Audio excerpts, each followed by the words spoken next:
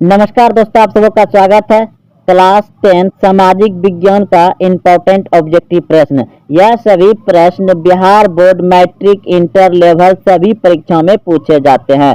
अगर आप Bihar board matric परीक्षा 2025 में देने जा रहे हैं तो इस वीडियो को अंत तक जरूर देखें। बिल्कुल ऐसे ही ऑब्जेक्टिव आपको सामाजिक विज्ञान में आएंगे। तो देखिए, पहला प्रश्न है, पृथ्वी का कितना प्रतिशत भाग जल है? पृथ्वी का कितना प्रतिशत भाग जल है? Option A 71%, option B 74%, option C 60%, option D 63%। पृथ्वी का कितना प्रतिशत भाग जल है? तो 71%। ऑप्शन नंबर ए सही है। अगर पूछा जाए कि पृथ्वी का कितना प्रतिशत भूभाग है, भूभाग है यानी जमीन है, तो वह हो जाएगा 29%। 29% क्या है? जमीन यानी मिट्टी, स्थल, स्थल या भूभाग कहिए।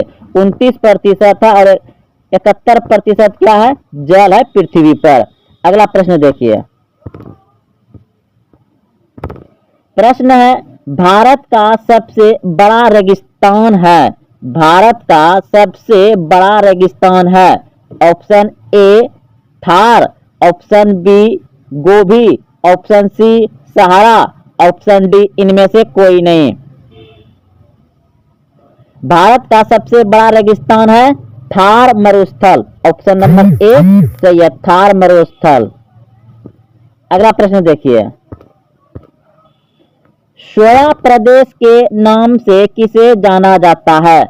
सोया प्रदेश के नाम से किसे जाना जाता है? सोया प्रदेश यानी जिस राज्य में सर्वाधिक मात्रा में सोयाबीन उत्पादन होता है, इसलिए उसे सोया प्रदेश के नाम से जाना जाता है। तो ऑप्शन नंबर डी बिल्कुल सही हो जाएगा, मध्य प्रदेश। मध्य प्रदेश को सोया प्रदेश कहा जाता है। अगला प्रश्न देखिए। भारत का सबसे ऊंचा बांध है। भारत का सबसे ऊंचा बांध है। भारत का सबसे ऊंचा बांध है टिहरी बांध। ऑप्शन नंबर सी सही है, उत्तराखंड में है टिहरी बांध। अगला प्रश्न देखिए। प्रश्न है, क्षेत्रफल के दृष्टि से सबसे बड़ा राज्य है। क्षेत्रफल के दृष्टि से सबसे बड़ा राज्य है। Option A Rajasthan, option B Uttar Pradesh, option C Maharashtra, option D Gujarat. तो क्षेत्रफल के दृष्टि से सबसे बड़ा राज्य है राजस्थान। ऑप्शन नंबर ए सही है। और जनसंख्या में सबसे बड़ा राज्य है उत्तर प्रदेश। और तटीय भाग की लंबाई में है गुजरात सबसे बड़ा राज्य। और पक्की सड़क के मामले में सबसे ज्यादा बना है महाराष्ट्र में, ऑप्शन सी। तो दोस्तों, आप लोग अच्छे से चारों प्रश्न के उत्तर का समझ गए होंगे कि क्षेत्रफल के दृष्टि से सबसे बड़ा राज्य राजस्थान, जनसंख्या के दृष्टि सबसे बड़ा राज्य उत्तर प्रदेश, और तटीय भाग की लंबाई से सबसे बड़ा राज्य गुजरात, और सर्वाधिक पक्की सड़क किस राज्य में बना है? तो महाराष्ट्र में। अगला प्रश्न देखिए। भारत का सबसे ऊंचा बांध है। भारत का सबसे ऊंचा बांध है। तो दोस्तों, यह प्रश्न भी हो गया है। भारत का सबसे ऊंचा बांध है टिहरी बांध ही होगा। यह प्रश्न 2 बार आ गया है, टिहरी बांध। ऑप्शन नंबर सी सही है। अगला प्रश्न देखिए। भारत में सर्वाधिक वर्षा किस स्थान पर होती है? भारत में सर्वाधिक वर्षा किस स्थान पर होती है? Option A Leh, option B Ladakh, option C Cherrapunji, option D Mawsynram. Bharat में सर्वाधिक वर्षा किस स्थान पर होती है? तो Mawsynram Meghalaya. Option number D सही है, मेघालय में सबसे अधिक वर्षा होती है मौसिनराम में। भारत की सबसे लंबी नहर। भारत की सबसे लंबी नहर। ऑप्शन ए सोन नहर, ऑप्शन बी गंगा नहर, ऑप्शन सी पेरियर नहर, ऑप्शन डी इंदिरा गांधी नहर। तो नहर होता है दोस्तों मानव के द्वारा बनाया गया। तो भारत की सबसे लंबी नहर है इंदिरा गांधी नहर। ऑप्शन नंबर डी सही है, इंदिरा गांधी। भारत की सबसे लंबी नदी कौन सी है? भारत की सबसे लंबी नदी कौन सी है? Option A Ganga, option B Yamuna, option C Godavari, option D Kaveri. Bharat की सबसे लंबी नदी कौन सी है? तो गंगा नदी। ऑप्शन नंबर ए सही है, गंगा नदी। और दिल्ली यमुना नदी के किनारे है। दक्षिण भारत की गंगा कावेरी और वृद्ध गंगा का होता है गोदावरी को। अगला प्रश्न देखिए, जनसंख्या के दृष्टि से सबसे छोटा राज्य। जनसंख्या के दृष्टि से सबसे छोटा राज्य गोवा, सिक्किम, नागालैंड, मणिपुर। जनसंख्या के दृष्टि से सबसे छोटा राज्य है सिक्किम। सबसे कम राज्य है जनसंख्या के दृष्टि में सिक्किम। और क्षेत्रफल के दृष्टि में सबसे छोटा राज्य गोवा। क्षेत्रफल के दृष्टि में सबसे बड़ा राज्य राजस्थान और क्षेत्रफल के दृष्टि से सबसे छोटा राज्य गोवा। जनसंख्या की दृष्टि से सबसे बड़ा राज्य उत्तर प्रदेश और सबसे छोटा राज्य जनसंख्या की दृष्टि से सिक्किम। और नागालैंड जो है कि यहाँ अंग्रेजी राजकीय भाषा अंग्रेजी है नागालैंड में। मणिपुर। अगला प्रश्न देखिए, भारत का सबसे लंबा बांध है। भारत का सबसे लंबा बांध है। भारत का सबसे लंबा बांध है हीराकुंड बांध। ऑप्शन नंबर 20 सही है, भारत का सबसे लंबा बांध हीराकुंड बांध।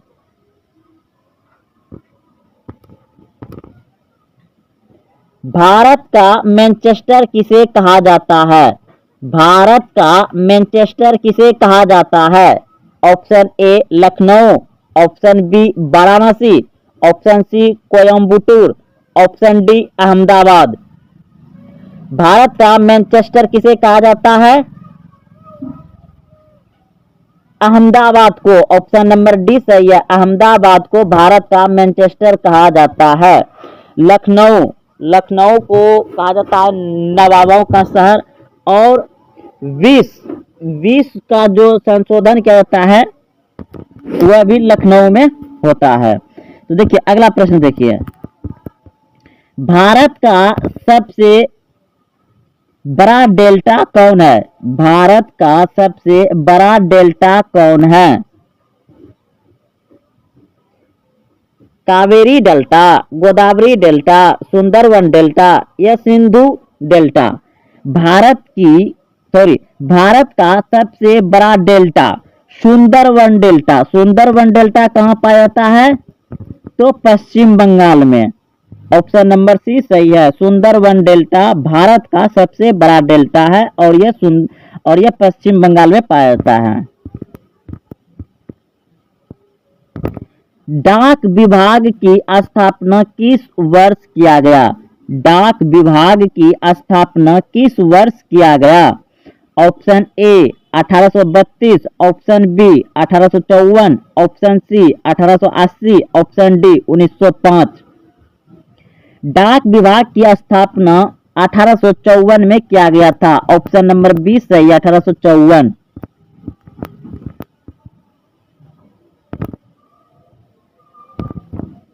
भारत में पिन कोड की शुरुआत कब की गई? भारत में पिन कोड की शुरुआत कब की गई? Option A 1955, option B 1960, option C 1968, option D 1972। Bharat में पिन कोड की शुरुआत कब की गई? 1972। ऑप्शन नंबर डी सही है, 1972। सूती वस्त्र की राजधानी किसे कहा जाता है?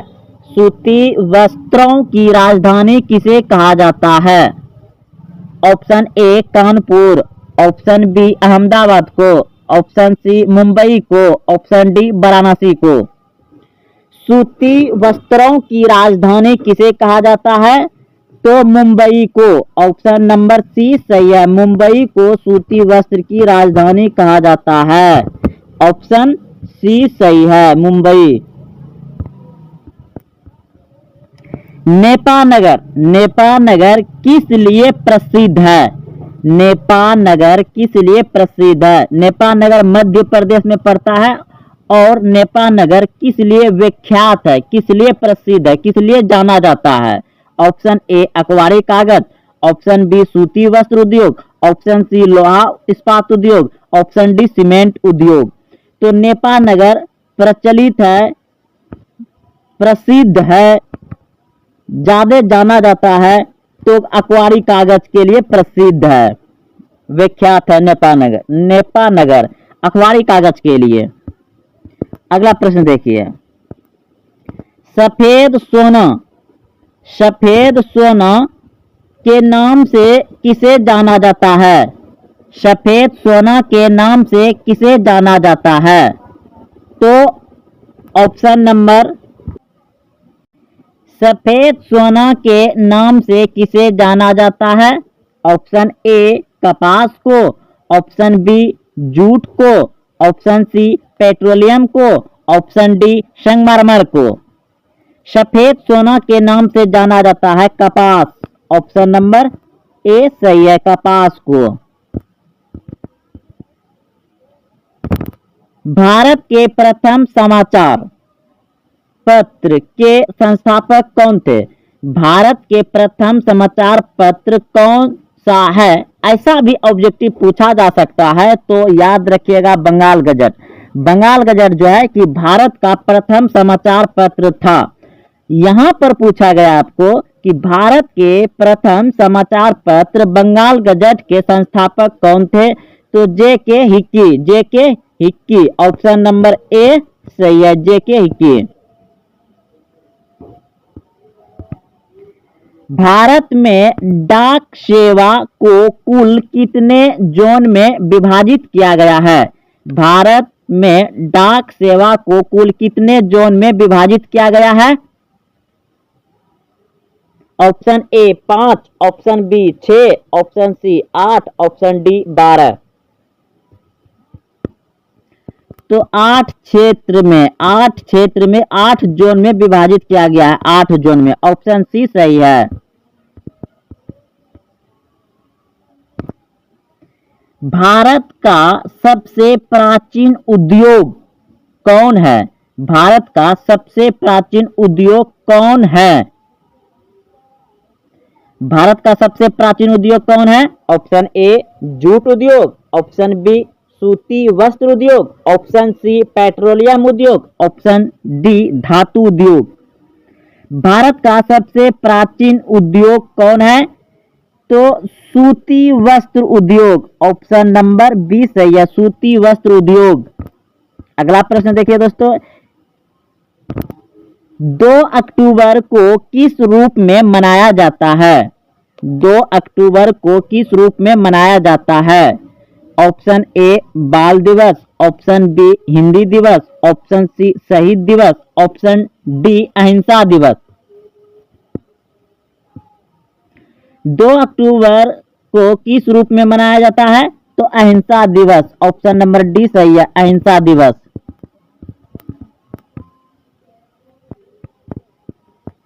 ₹1 के नोट पर किसका हस्ताक्षर होता है?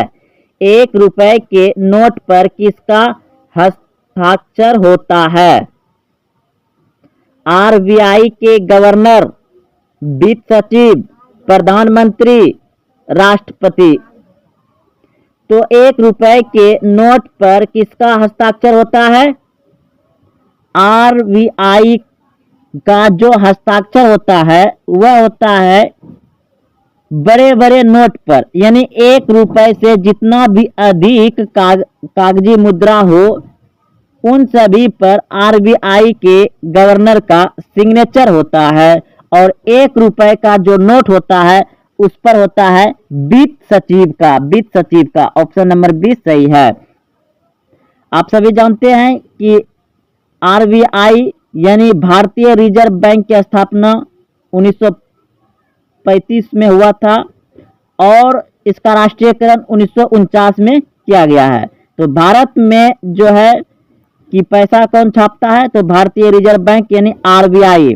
और ये बड़े बड़े नोटों पर इसका जो गवर्नर होता है उसका हस्ताक्षर यानी सिग्नेचर होता है, और 1 रुपए के नोट पर वित्त सचिव का होता है। ऑप्शन नंबर 20 सही है। अगला प्रश्न देखिए, 7 टापुओं के शहर के नाम से किसे जाना जाता है? 7 टापुओं के नाम, 7 टापुओं के शहर, 7 टापुओं के शहर के नाम से किसे जाना जाता है? Kolkata, Delhi, Madras, Mumbai.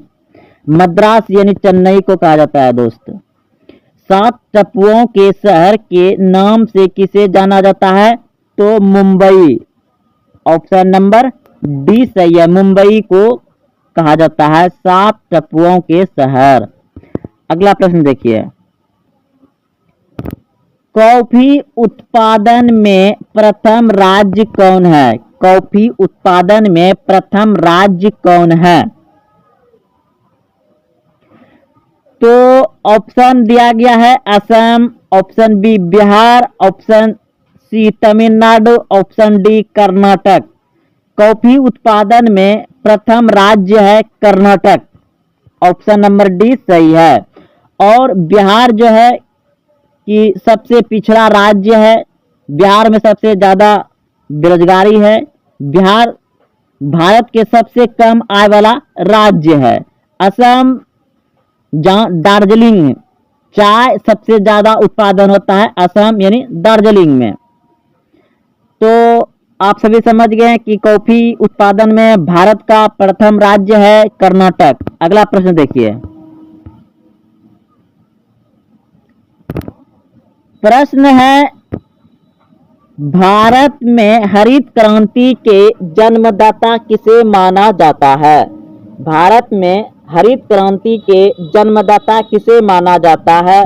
Option A APJ Abdul Kalam को, option B G Kurien, option C doctor MS Swaminathan, option D Norman E वेरलोंग। तो भारत में हरित क्रांति के जन्मदाता किसे माना जाता है? तो ऑप्शन नंबर सी बिल्कुल सही है, doctor M S Swaminathan. Doctor M S Swaminathan. Bharat में हरित क्रांति किसमें आया था? तो कृषि में। भारत में हरित क्रांति किस क्षेत्र में आया था? गेहूं उत्पादन के क्षेत्र में। कब आया था? 1967-68 के बीच। प्रश्न है, सार्क की स्थापना किस वर्ष की गई?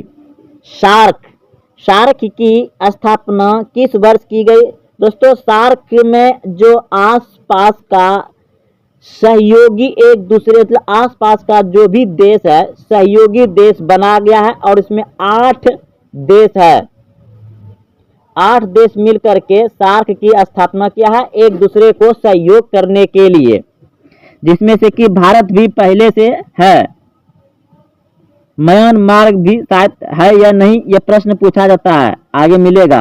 तो सार्क की स्थापना किया गया था 8 देश मिलकर के 1985 में। 1985 में। ऑप्शन सी सही है, 1985। अगला प्रश्न देखिए, सार्क का मुख्यालय कहां पर स्थित है? सार्क का मुख्यालय कहां पर स्थित है? Option A Nai Delhi, option B Dhaka, option C Peshawar, option D Kathmandu. SAARC का मुख्यालय कहां पर स्थित है? तो Kathmandu Nepal. Option number D सही है, काठमांडू में है। आजाद हिंद फौज का गठन कब हुआ? आजाद हिंद फौज का गठन कब हुआ? Option A 1900, option B 1498, option C 1921, option D 1942। तो आप सभी को याद आ गया होगा 1498 पढ़ के कि भारत सबसे पहले पुर्तगाली आया था। कब? 1498 में भारत पुर्तगाली आया था। 1921 में क्रिप्स मिशन भारत आया था। 1942 में क्रिप्स मिशन भारत आया था। 1498 में पुर्तगाली भारत आया था। 1921 में जो है कि भारतीय जनगणना में जनकीय विभाजन हुआ था 1921 में, और 1900 में क्या हुआ था आप लोग को याद आ रहा है तो बताइए। तो इस प्रश्न का उत्तर हो जाएगा आजाद हिंद फौज का गठन हुआ था 1942 में। कब हुआ था? 1942 में आजाद हिंद फौज का गठन 1942 याद रखिएगा। और 1942 में क्रिप्स मिशन भी भारत आया था। ऑप्शन नंबर डी सही है। अंतर्राष्ट्रीय महिला दिवस किस तिथि को मनाया जाता है? अंतर्राष्ट्रीय महिला दिवस किस तिथि को मनाया जाता है? ऑप्शन ए 8 मार्च, ऑप्शन बी 21 जून, ऑप्शन सी 5 जुलाई, ऑप्शन डी 4 नवंबर। तो 8 मार्च को मनाया जाता है अंतर्राष्ट्रीय महिला दिवस, 8 मार्च को। गुटेनबर्ग का जन्म किस देश में हुआ? गुटेनबर्ग का जन्म किस देश में हुआ? ऑप्शन को यानी ए अमेरिका, ऑप्शन खो यानी बी जर्मनी, ऑप्शन गो यानी सी जापान, ऑप्शन घो यानी डी इंग्लैंड। गुटेनबर्ग का जन्म किस देश में हुआ? तो जर्मनी में। ऑप्शन नंबर खो सही है, जर्मनी। गुटेनबर्ग ने सर्वप्रथम किस पुस्तक की छपाई की? गुटेनबर्ग ने सर्वप्रथम किस पुस्तक की छपाई की? कुरान, गीता, हदीस, बाइबिल। गुटेनबर्ग ने सर्वप्रथम किस पुस्तक की छपाई की थी? तो बाइबिल। ऑप्शन नंबर डी सही है, बाइबिल। रूसो कहाँ का दार्शनिक था? रूसो कहाँ का दार्शनिक था? रूसो फ्रांस का दार्शनिक था। ऑप्शन नंबर को सही है, फ्रांस। फ्रांस का दार्शनिक था। विश्व में सर्वप्रथम मुद्रण की शुरुआत कहाँ हुई? विश्व में सर्वप्रथम मुद्रण की शुरुआत कहाँ हुई? तो चीन में। ऑप्शन नंबर सी सही है, चीन। चीन में हुआ था। बोल्शेविक क्रांति कब हुई? बोल्शेविक क्रांति कब हुई थी? तो नवंबर 1917। ऑप्शन नंबर खो सही है। लाल सेना का गठन किसने किया था? लाल सेना का गठन किया था ट्रोट्स्की। ऑप्शन नंबर सी सही है। लेनिन की मृत्यु कब हुई? लेनिन की मृत्यु कब हुई? 1924। ऑप्शन नंबर डी सही है। भारत में सबसे अधिक विस्तार किस मिट्टी का है? भारत में सबसे अधिक विस्तार किस मिट्टी का है? यानी भारत में सबसे ज्यादा कौन सी मिट्टी है? ऑप्शन ए जलोढ़ मिट्टी, ऑप्शन बी काली मिट्टी, ऑप्शन सी लेटराइट मिट्टी, ऑप्शन डी वन्य मिट्टी। तो ऑप्शन नंबर ए बिल्कुल सही है। भारत में सबसे अधिक विस्तार मिट्टी है जलोढ़ मिट्टी। ऑप्शन नंबर ए सही है, जलोढ़ मिट्टी। प्रश्न है पुरानी जलोढ़ मिट्टी को क्या कहा जाता है? पुरानी जलोढ़ मिट्टी को क्या कहा जाता है? भांगर मिट्टी कहा जाता है। ऑप्शन नंबर ए सही है, भांगर। अगला प्रश्न देखिए, जलोढ़ मिट्टी में कौन सा तत्व प्रचुर मात्रा में पाया जाता है? जलोढ़ मिट्टी में कौन सा तत्व प्रचुर मात्रा में पाया जाता है, यानी कि सबसे ज्यादा पाया जाता है? Option A potash, option B phosphorus, option C nitrogen, option D जिम्बा। तो जलोढ़ मिट्टी में कौन सा तत्व प्रचुर मात्रा में पाया जाता है? तो पोटास, ऑप्शन नंबर ए सही है, पोटास। भारत की सबसे उपजाऊ मिट्टी है, भारत की सबसे उपजाऊ मिट्टी है, यानी भारत में सबसे ज्यादा किस मिट्टी में फसल उपजाऊ होता है, खेती होता है? तो वाजिब सी बात है, जो भारत में सबसे ज्यादा मिट्टी पाया जाता है जलोढ़ मिट्टी, ऑप्शन नंबर बी सही है। जलोढ़ मिट्टी में सबसे ज्यादा उपजाऊ होता है, यानी जलोढ़ मिट्टी सबसे ज्यादा उपजाऊ मिट्टी है भारत में। अगला प्रश्न देखिए, काली मिट्टी उपयुक्त है, काली मिट्टी उपयुक्त है कपास के लिए, लीची के लिए, गेहूं के लिए, बजरा के लिए। काली मिट्टी उपयुक्त है, ऑप्शन ए बिल्कुल सही है, कपास के लिए। काली मिट्टी किस लिए उपयुक्त है? कपास की खेती के लिए, ऑप्शन नंबर ए सही है। इनमें से किस राज्य में काली मृदा पाई जाती है? इनमें से किस राज्य में काली मिट्टी पाई जाती है? ऑप्शन ए जम्मू और Kashmir, option B Jharkhand, option C Rajasthan, option D Maharashtra. तो इनमें से किस राज्य में काली मृदा पाई जाती है, काली मिट्टी? तो महाराष्ट्र में, ऑप्शन नंबर डी सही है, महाराष्ट्र में। काली मिट्टी का दूसरा नाम क्या है? काली मिट्टी का दूसरा नाम क्या है? ऑप्शन ए बलुआई मिट्टी, ऑप्शन बी रेगुर मृदा, ऑप्शन सी लाल मृदा, ऑप्शन डी पर्वतीय मृदा। काली मिट्टी का दूसरा नाम है रेगुर मृदा, ऑप्शन नंबर बी सही है, रेगुर मृदा। लेटेराइट मृदा का रंग होता है, लेटेराइट मृदा का रंग होता है, ऑप्शन ए पीला, ऑप्शन बी लाल, ऑप्शन सी काला, ऑप्शन डी भूरा। लेटेराइट मृदा का रंग होता है लाल, ऑप्शन नंबर बी सही है, लाल होता है। लेटेराइट मृदा का रंग होता है लाल, लेटेराइट मिट्टी का रंग कैसा होता है? लाल, ऑप्शन नंबर बी सही है। मरुस्थलीय मृदा का विस्तार निम्न में से कहां है? यानी मरुस्थलीय, मरुस्थलीय यानी रेगिस्तान, मरुस्थलीय यानी रेगिस्तान मृदा का विस्तार निम्न में से कहां है? Option A Uttar Pradesh, option B Rajasthan, option C Karnataka, option D Maharashtra. मरुस्थलीय मृदा का विस्तार राजस्थान में है, ऑप्शन नंबर बी सही है, राजस्थान। राजस्थान में थार मरुस्थल है, जो कि मरुस्थलीय मृदा भी कहा जाता है, ऑप्शन नंबर बी सही है, थार मरुस्थल है राजस्थान में, इसलिए वहां मरुस्थलीय मृदा का विस्तार है, ऑप्शन नंबर बी सही है। मृदा का विस्तार निम्न में से कहां है, यानी सबसे ज्यादा मृदा का विस्तार कहां है? तो उत्तर प्रदेश, ऑप्शन नंबर ए सही है।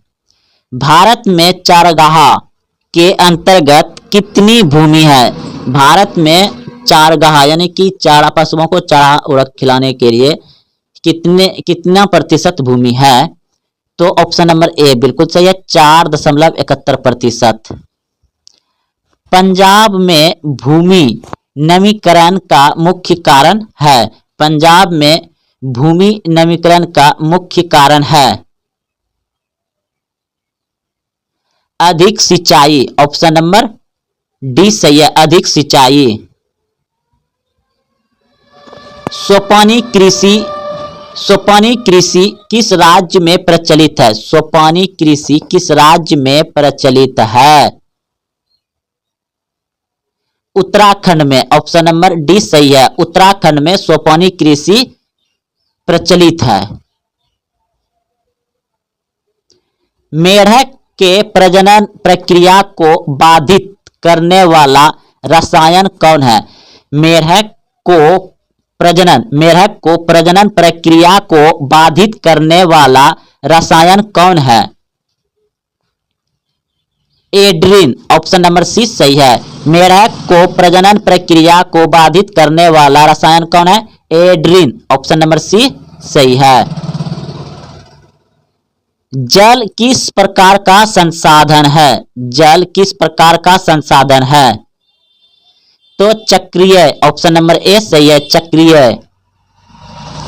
बृहद क्षेत्र में यानी कि बहुत ज्यादा क्षेत्र में जल की उपस्थिति के कारण ही पृथ्वी को कहते हैं, क्या कहते हैं? अधिक जल के उपस्थिति के कारण ही पृथ्वी को क्या कहते हैं? नीला ग्रह, ऑप्शन नंबर बी सही है, नीला ग्रह कहते हैं। किसने कहा संसाधन होते नहीं बनते हैं? किसने कहा संसाधन होते नहीं बनते हैं? Zimmerman, option B Mahatma Gandhi, option C Sandeep Pandey, option D इनमें से कोई नहीं। जिम्बरमैन ने कहा संसाधन होते नहीं बनते हैं, ऑप्शन नंबर ए सही है, जिम्बरमैन। निम्नलिखित में से कौन सा संसाधन प्राकृतिक संसाधन है? निम्नलिखित में से कौन सा संसाधन प्राकृतिक संसाधन है? तो भूमि क्या है? प्राकृतिक संसाधन है, ऑप्शन नंबर ए सही है। भवन मानव के द्वारा बनाया गया, मानव योग्यता तो मानव है, इनमें से कोई नहीं, तो भूमि जो है प्राकृतिक है, ऑप्शन नंबर ए सही हो जाएगा। निम्नलिखित में से कौन प्राकृतिक संसाधन नहीं है? निम्नलिखित में से कौन प्राकृतिक संसाधन नहीं है? वन तो प्राकृतिक हो जाएगा, नदियां भी प्राकृतिक हो जाएगा, खनिज भी प्राकृतिक हो जाएगा, नगर जो है मानव के द्वारा बसाया जाता है, ऑप्शन नंबर सी सही है, ये प्राकृतिक संसाधन नहीं है नगर। सौर ऊर्जा निम्नलिखित में से कौन सा संसाधन है? सौर ऊर्जा निम्नलिखित में से कौन सा संसाधन है? तो ऑप्शन नंबर हो जाएगा बी, नवीकरणीय संसाधन है। सौर ऊर्जा क्या है? नवीकरणीय ऊर्जा है, नवीकरणीय, ऑप्शन नंबर बी सही है। कौन सा ऊर्जा स्रोत अनवीकरणीय है? कौन सा ऊर्जा स्रोत अनवीकरणीय है? तो कोयला, ऑप्शन नंबर सी सही है, कोयला अनवीकरणीय ऊर्जा स्रोत है।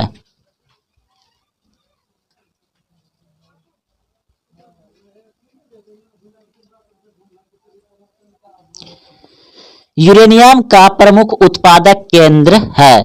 यूरेनियम का प्रमुख उत्पादक केंद्र है। यूरेनियम का प्रमुख उत्पादक केंद्र है जादूगोड़ा, ऑप्शन नंबर डी सही है, जादूगोड़ा, ये झारखंड में पड़ता है। निम्नलिखित में कौन खनिज केरल तट पर बालू के रूप में मिलता है? निम्नलिखित में कौन सा खनिज केरल तट पर बालू के रूप में मिलता है? थियोरियम, ऑप्शन नंबर सी सही है, केरल के तट पर मिलता है थियोरियम बालू के रूप में। तारा परमाणु ऊर्जा केंद्र है। तारा परमाणु ऊर्जा केंद्र है महाराष्ट्र में, ऑप्शन नंबर डी सही है, महाराष्ट्र में। तारापुर परमाणु ऊर्जा केंद्र कहाँ है? महाराष्ट्र में, ऑप्शन नंबर डी सही है। भारत का पहला परमाणु ऊर्जा केंद्र कहाँ स्थित है? भारत का पहला परमाणु ऊर्जा केंद्र कहाँ स्थित है? तारापुर में, ऑप्शन नंबर ए सही है, भारत का पहला परमाणु ऊर्जा केंद्र कहाँ स्थित है? तारापुर में। तारापुर कहाँ है? महाराष्ट्र में। एशिया का सबसे बड़ा परमाणु विद्युत गृह है। एशिया का सबसे बड़ा परमाणु विद्युत गृह है तो तारापुर। तारापुर कहाँ है? महाराष्ट्र में। ताप विद्युत केंद्र का उदाहरण है। ताप विद्युत केंद्र का उदाहरण है बरौनी, ऑप्शन नंबर 20 सही है, बरौनी। भारत के किस राज्य में सौर ऊर्जा के विकास की सर्वाधिक संभावनाएं हैं? भारत के किस राज्य में सौर ऊर्जा के विकास की सर्वाधिक संभावनाएं हैं? राजस्थान। ऑप्शन नंबर सी सही है। राजस्थान में भारत के राज्य में सर्वाधिक ऊर्जा विकास की सर्वाधिक संभावनाएं हैं राजस्थान में। प्रश्न था भारत के किस राज्य में सौर ऊर्जा यानी कि सौर प्लेट सबसे ज्यादा लगाया जा रहा है? राजस्थान के थार मरुस्थल में, इसलिए वहां सौर ऊर्जा के विकास की सर्वाधिक संभावनाएं हैं राजस्थान में। गुटेनबर्ग का जन्म किस देश में हुआ? गुटेनबर्ग का जन्म किस देश में हुआ? ऑप्शन को यानी ए अमेरिका, ऑप्शन खो यानी B Germany, option C Japan, option D England. तो ऑप्शन नंबर बी बिल्कुल सही है। गुटेनबर्ग का जन्म हुआ था जर्मनी में। ऑप्शन खो सही है। गुटेनबर्ग ने सर्वप्रथम पुस्तक की छपाई की। गुटेनबर्ग ने सर्वप्रथम किस पुस्तक की छपाई की? तो ऑप्शन नंबर डी बिल्कुल सही है, बाइबिल। गुटेनबर्ग ने सर्वप्रथम किस पुस्तक की छपाई की? बाइबिल। ऑप्शन नंबर डी सही है। रूसो कहाँ का दार्शनिक था? रूसो कहाँ का दार्शनिक था? Option A France, option B रूस, option C America, option D England. Rousseau France का दार्शनिक था। ऑप्शन नंबर को यानी ए सही है। विश्व में सर्वप्रथम मुद्रण की शुरुआत कहाँ हुई? विश्व में सर्वप्रथम मुद्रण की शुरुआत कहाँ हुई? भारत, जापान, चीन, अमेरिका। चीन। ऑप्शन नंबर सी सही है। चीन में ही कपड़ा का, रुपया का, प्रिंटिंग मशीन का आविष्कार हुआ है। कागज का भी चीन में है। अगला प्रश्न देखिए।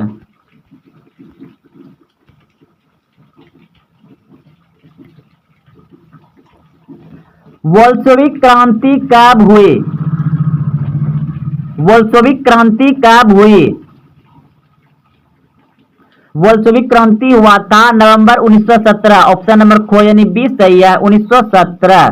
बोल्शेविक क्रांति कब हुई थी? नवंबर 1917। ऑप्शन नंबर बी सही है। नवंबर 1917 में बोल्शेविक क्रांति हुई थी। अगला प्रश्न देखिए। लाल सेना का गठन किसने किया था? लाल सेना का गठन किसने किया था? ट्रोट्स्की ने किया था। ऑप्शन नंबर सी सही है। लेनिन की मृत्यु कब हुई? लेनिन की मृत्यु कब हुई? 1924। ऑप्शन नंबर डी सही है। लेनिन की मृत्यु कब हुई थी? 1924 ईस्वी में। ऑप्शन नंबर डी सही है।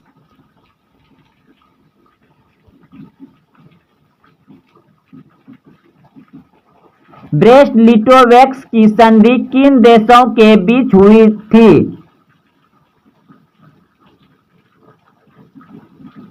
रूस और जर्मनी। ऑप्शन नंबर डी सही है। रूस और जर्मनी के बीच हुआ था।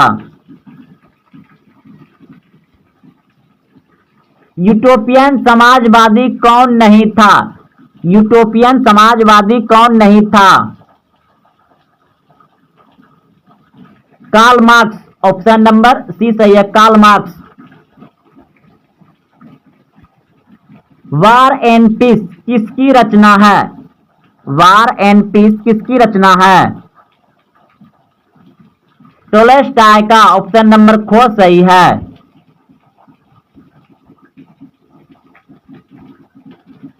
साम्यवादी शासन का पहला प्रयोग कहाँ हुआ? साम्यवादी शासन का पहला प्रयोग कहाँ हुआ?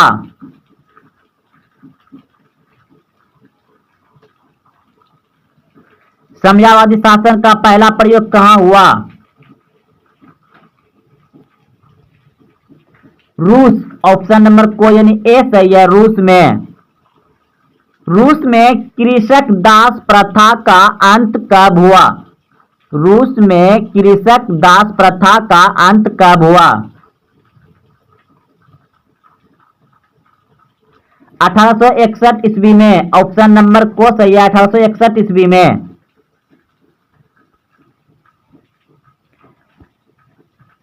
रूस में जार का अर्थ होता है रूस का सम्राट।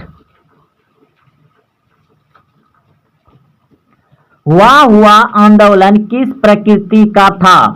हुआ आंदोलन किस प्रकृति का था?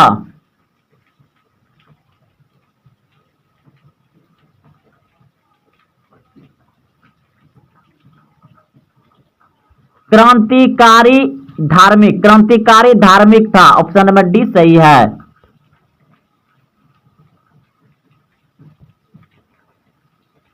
हिंद चीन क्षेत्र में कौन से देश आते हैं? हिंद चीन क्षेत्र में कौन से देश आते हैं?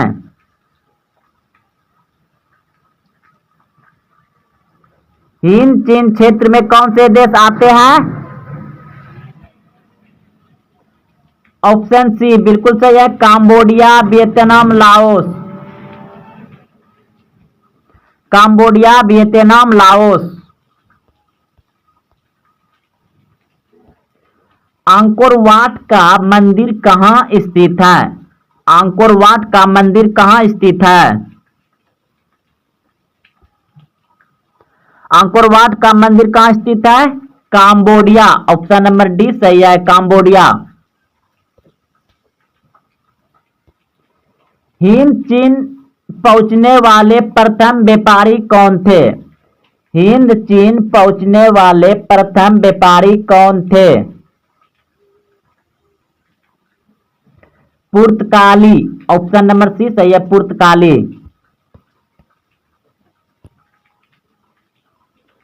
हिंद चीन में बसने वाले फ्रांसीसी कहे जाते थे। हिंद चीन में बसने वाले फ्रांसीसी कहे जाते थे। क्लोन। ऑप्शन नंबर सी सही है, क्लोन कहे जाते थे। नरोत्तम सिंहानुकू कहाँ के शासक थे? काम्बोडिया। ऑप्शन नंबर डी सही है। रंपा विद्रोह कब हुआ? दोस्तों इस प्रश्न में बहुत ही कंफ्यूजन है। कहीं आपको 1922 मिलेगा, कहीं आपको 1922 मिलेगा, लेकिन एनसीईआरटी बुक के अनुसार ये जब भी प्रश्न बनकर देखते हैं इसका आया है, जितना भी क्वेश्चन बैंक आया तो उसमें ऐसा ऑप्शन है ही नहीं। 1922 ऑप्शन में है ही नहीं, तो 1916 आप याद रखिएगा। अगर 1922 मिलता ऑप्शन में तो लगा दीजिए। महात्मा गांधी ने किस पत्रिका का संपादन किया? महात्मा गांधी ने किस पत्रिका का संपादन किया?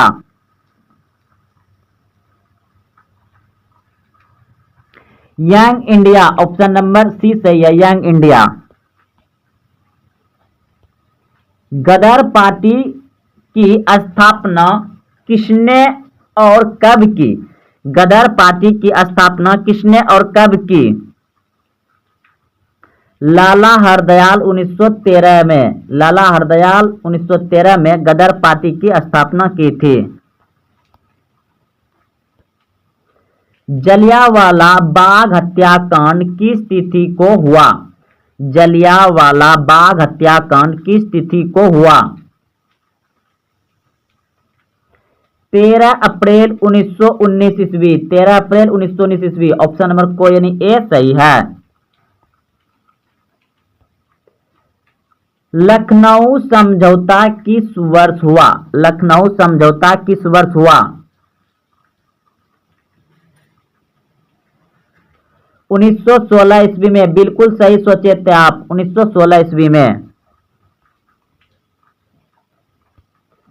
असहयोग आंदोलन का प्रस्ताव कांग्रेस के किस अधिवेशन में पारित हुआ? असहयोग आंदोलन का प्रस्ताव कांग्रेस के किस अधिवेशन में पारित हुआ? दिसंबर 1920 नागपुर। भारत में खिलाफत आंदोलन कब और किस देशों के शासक के समर्थन में शुरू हुआ? भारत में खिलाफत आंदोलन कब और किस देश के शासक के साथ समर्थन में शुरू हुआ? 1920 तुर्की। 1920 तुर्की। सविनय अवज्ञा आंदोलन कब और किस यात्रा से शुरू हुआ? सविनय अवज्ञा आंदोलन कब और किस यात्रा से शुरू हुआ? 1930 दांडी यात्रा से। ऑप्शन नंबर सी सही है। निम्नलिखित में कौन प्राकृतिक आपदा है? निम्नलिखित में कौन प्राकृतिक आपदा है? आपके सामने ऑप्शन दिया गया है। ऑप्शन ए आग लगना, ऑप्शन बी बम विस्फोट, ऑप्शन सी भूकंप, ऑप्शन डी रासायनिक दुर्घटना। तो पूछा गया है कि प्राकृतिक आपदा यानी कि स्वयं अपने आप हो, तो ऐसा कौन सा ऑप्शन है जो कि अपने आप हो सकता है, जिसमें कि मानव का कोई हाथ ना हो, मानव का संभव ही ना हो कि वैसा काम कर सके, वैसे घटना को प्राकृतिक घटना कहेंगे या प्राकृतिक आपदा कहेंगे। तो ऑप्शन नंबर सी बिल्कुल सही है, भूकंप। भूकंप जो है कि प्राकृतिक है, लेकिन यहाँ पर देख रहे हैं ऑप्शन में आग लगना, ये मानव के द्वारा हो सकता है। बम विस्फोट ये भी मानव के द्वारा हो सकता है। रासायनिक दुर्घटना ये भी मानव के द्वारा हो सकता है, लेकिन भूकंप नहीं होगा इस मानव के द्वारा, इसलिए ये प्राकृतिक आपदा है। ऑप्शन सी सही है। इनमें कौन प्राकृतिक आपदा है? इनमें कौन प्राकृतिक आपदा है? आपके सामने ऑप्शन दिया गया है। ऑप्शन ए आतंकवाद, ऑप्शन बी महामारी, ऑप्शन सी दंगा, ऑप्शन डी इनमें सभी। तो महामारी जो है कि आतंकवाद मानव के द्वारा हो सकता है, दंगा भी मानव के द्वारा हो सकता है, लेकिन महामारी जो है कि बहुत बड़ा जैसे कोरोना, तो ये जैसे कि प्राकृतिक से रिलेटिव आ जाता है, तो ये प्राकृतिक आपदा हो जाएगा। ऑप्शन नंबर बी सही है। निम्नलिखित में कौन मानव जनित आपदा नहीं है? कह रहा है कि प्रश्न निम्नलिखित में कौन मानव जनित आपदा नहीं है? तो मानव जनित आपदा नहीं है सुनामी। सुनामी क्या है? प्राकृतिक है, तो ये मानव जनित आपदा नहीं है। ऑप्शन नंबर सी सही है। मानव जनित आपका आतंकवाद हो गया, रेल दुर्घटना हो गया, सांप्रदायिक दंगा हो गया, जो दंगा होता है जात में, यानी कि हिंदू या मुस्लिम ईसाई इस तरह से जो होते रहता है अलग धर्म में, तो ये सब नहीं होना चाहिए। भारत एक धर्मनिरपेक्ष राष्ट्र है, यहाँ सभी धर्म के लोग मिलजुल के रहते हैं। तो आप लोग यहाँ समझ गए हैं कि आतंकवाद ये मानव जनित आपदा है, रेल दुर्घटना मानव जनित आपदा है, सांप्रदायिक दंगा भी मानव जनित आपदा है, लेकिन सुनामी क्या है? प्राकृतिक है। तो यहाँ पूछा क्या गया था प्रश्न में? मानव जनित आपदा नहीं है, तो सुनामी मानव जनित आपदा नहीं है। अगला प्रश्न देखिए, इनमें से कौन सी प्राकृतिक आपदा नहीं है? तो इसमें प्रश्न पूछा गया है कि इनमें कौन सी प्राकृतिक आपदा नहीं है। तो प्राकृतिक आपदा नहीं है, साफ दिखाई दे रहा है आतंकवाद, सुनामी प्राकृतिक है, भूकंप प्राकृतिक है, बाढ़ प्राकृतिक है, लेकिन आतंकवाद क्या है? ये प्राकृतिक नहीं है। तो ऑप्शन नंबर ए सही है। अगला प्रश्न देखिए, निम्नलिखित में से कौन प्राकृतिक आपदा नहीं है? तो फिर से पूछा गया कि प्राकृतिक आपदा नहीं है, तो इसमें प्राकृतिक आपदा कौन सा नहीं होगा? रेल दुर्घटना प्राकृतिक नहीं है, भूकंप प्राकृतिक है, बाढ़ प्राकृतिक है, सुनामी प्राकृतिक है, लेकिन रेल दुर्घटना प्राकृतिक नहीं है, ये मानव जनित है। ऑप्शन सी सही था। अगला प्रश्न देखिए, अगला प्रश्न है, इनमें कौन प्राकृतिक आपदा नहीं है? इनमें कौन प्राकृतिक आपदा नहीं है? तो ऑप्शन ए बाढ़, ऑप्शन बी सुखाड़, ऑप्शन सी चक्रवात, ऑप्शन डी गरीबी। तो सुखाड़ भी प्राकृतिक है, बाढ़ भी प्राकृतिक है, चक्रवात भी प्राकृतिक है, लेकिन गरीबी प्राकृतिक नहीं है। तो ऑप्शन नंबर डी सही है, गरीबी हो जाएगा। अगला प्रश्न देखिए, निम्न में से कौन मानव जनित आपदा है? इस बार प्रश्न में पूछा गया है कि इनमें से कौन मानव जनित आपदा है। तो ऑप्शन ए दिया गया है सांप्रदायिक दंगे, ऑप्शन बी दिया गया है आतंकवाद, ऑप्शन सी दिया गया है रेल दुर्घटना, ऑप्शन डी दिया गया है इनमें से कोई नहीं। तो निम्न में से कौन मानव जनित आपदा नहीं है? तो ऑप्शन नंबर हो जाएगा आपका डी, बिल्कुल सही है। मानव जनित आपदा ही सब दिया गया है, तो इसलिए इसमें कोई नहीं होगा, ऑप्शन नंबर डी सही है। अगला प्रश्न देखिए, निम्न में से कौन मानव जनित आपदा है? इस बार पूछा कि मानव जनित आपदा है, तो इनमें सभ्य मानव जनित आपदा है, क्योंकि सांप्रदायिक दंगा और आतंकवाद दोनों आ गया, तो ये तीनों भी आ सकता है, ऑप्शन नंबर डी सही है। जैसे कोरोना, जैसे एक हल्ला हुआ था कि चीन के वायरस को मतलब वैज्ञानिक ने बना करके छोड़ दिया था, तो वैसे ही ये आ जाता है, लेकिन ये आ जाएगा प्राकृतिक में। लेकिन जब यहाँ दो प्रश्न का दो ऑप्शन मिल रहा है, तो तीसरा भी साथ में लेके साथ चले जाना है, तो इनमें सभी हो जाएगा, ऑप्शन नंबर डी सही है। अगला प्रश्न देखिए, इनमें कौन मानव जनित आपदा है? इनमें कौन मानव जनित आपदा है? तो उपयुक्त सभी मानव जनित ही आपदा है। सांप्रदायिक दंगा और आतंकवाद, रेल दुर्घटना, ये सभी मानव जनित ही आपदा है। अगला प्रश्न देखिए, मानव जनित आपदा है, तो इसमें मानव जनित आपदा क्या है? आतंकवाद है, साफ दिखाई दे रहा है। बाकी तीनों क्या है? प्राकृतिक है। चलिए अगला प्रश्न देखिए, प्रश्न है, भोपाल गैस त्रासदी किस प्रकार का आपदा थी? भोपाल गैस त्रासदी किस प्रकार का आपदा थी? तो ये एक कंपनी था, और कंपनी में बहुत सारे मजदूर काम कर रहे थे, तो किसी न किसी मशीन, तो उसमें किसी न किसी मतलब जो है कि मानव के द्वारा ही गलती हुआ था, तो इसलिए आ जाएगा क्या? और मानव ने ही मशीन फैक्ट्री कारखाना बैठाया था, तो मानव के द्वारा हो जाएगा, यानी मानव जनित आपदा था। भोपाल गैस त्रासदी जो हुआ था वो मानव जनित था, ऑप्शन नंबर ए सही है। अगला प्रश्न देखिए, प्रश्न है, कितने प्रतिशत कम वर्षा होने पर किसी क्षेत्र को सूखा घोषित कर दिया जाता है? कितने प्रतिशत कम वर्षा होने पर किसी क्षेत्र को सूखा घोषित कर दिया जाता है? तो 75% कम होगा वर्षा, तो उसे सूखा क्षेत्र घोषित कर दिया जाएगा, ऑप्शन नंबर सी सही है। अगला प्रश्न देखिए, प्रश्न है बहुत ही अच्छे, और ये प्रश्न बिहार बोर्ड मैट्रिक परीक्षा सामाजिक विज्ञान में बहुत बार पूछे गए और पूछे जाते हैं। तो प्रश्न है, आंकोर वाट के मंदिर का निर्माण किस शासक के द्वारा करवाया गया? आंकोर वाट के मंदिर का निर्माण किस शासक के द्वारा करवाया गया? तो ऑप्शन नंबर ए बिल्कुल सही है। अगर आप पहले से जान रहे हैं तो कमेंट में जरूर इसका उत्तर दीजिएगा। सूर्यवर्मन द्वितीय द्वारा, सूर्यवर्मन द्वितीय द्वारा आंकोर वाट के मंदिर का निर्माण करवाया गया था, ऑप्शन नंबर ए सही है। अगला प्रश्न देखिए, आंकोर वाट का मंदिर कहाँ स्थित है? आंकोर वाट का मंदिर कहाँ स्थित है? तो आप सभी जानते हैं कि काम्बोडिया में है, ऑप्शन नंबर डी सही है, काम्बोडिया में। अगला प्रश्न देखिए, प्रश्न है, हिंद चीन में कौन से देश सम्मिलित नहीं था? हिंद चीन में कौन से देश सम्मिलित नहीं था? तो चीन, ऑप्शन नंबर सी बिल्कुल सही है, चीन देश सम्मिलित नहीं था। वियतनाम था, लाओस था, कंबोडिया था। हिंद चीन में कौन से देश सम्मिलित नहीं था?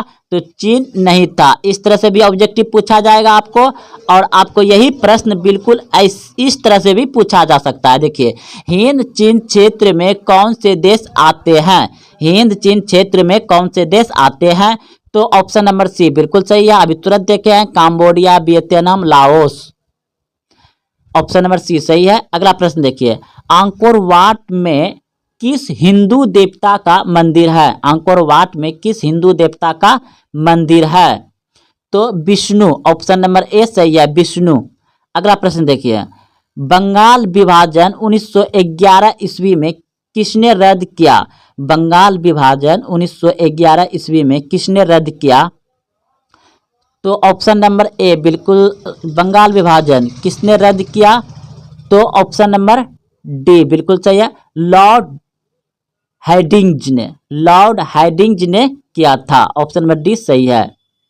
अगला प्रश्न देखिए, फूट डालो और राज करो की नीति किसने अपनाई? फूट डालो और राज करो की नीति किसने अपनाई? अंग्रेजों ने, ऑप्शन नंबर ए सही है। फटाफट दोस्तों क्वेश्चन का प्रैक्टिस करते चलिए, सामाजिक विज्ञान का। अगला प्रश्न देखिए, सिपाही विद्रोह कब हुआ था? सिपाही विद्रोह कब हुआ था? तो 1857 ईस्वी में, ऑप्शन नंबर बी सही, 1857 ईस्वी में। बंगाल का विभाजन कब हुआ? बंगाल का विभाजन कब हुआ? तो बंगाल का विभाजन हुआ था 1905 ईस्वी में, ऑप्शन नंबर सी सही है, 1905 ईस्वी में। गांधी जी ने साबरमती आश्रम की स्थापना किस वर्ष की? गांधी जी ने साबरमती आश्रम की स्थापना किस वर्ष की? तो 1915 में। ऑप्शन नंबर सी सही है, 1915। गदर पार्टी की स्थापना किसने और कब की? गदर पार्टी की स्थापना किसने और कब की?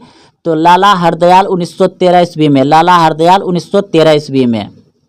अगला प्रश्न देखिए,